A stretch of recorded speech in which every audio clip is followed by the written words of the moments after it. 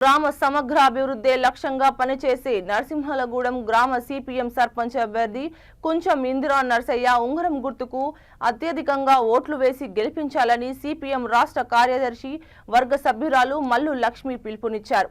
నరసింహలగూడెం గ్రామ సిపిఎం సర్పంచ్ అభ్యర్థిని వార్డు సభ్యులను గెలిపించాలని కోరుతూ ఈ రోజు ప్రచారం నిర్వహించారు. ఆమె మాట్లాడుతూ నరసింహలగూడెం గ్రామ అభివృద్ధి సిపిఎం ద్వారానే సాధ్యమవుతుందన్నారు.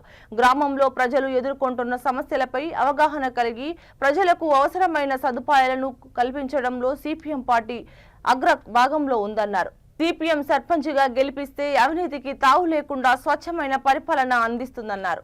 సిపిఎం పార్టీని ఓడించేందుకు గ్రామంలో కాంగ్రెస్ టీఆర్ఎస్ అనైతిక పొత్తు కుదుర్చుకోవడం సిగ్గుచేటని అన్నారు. నీతిగా నిజాయితీగా ప్రజల కోసం పోరాటం చేసే వాళ్లను గెలిపించాలని అన్నారు.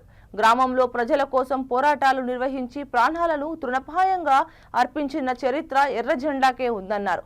అమరవీరుల స్ఫూర్తితో గ్రామాన్ని అన్ని రంగాల్లో అభివృద్ధి చేస్తానని తెలిపారు.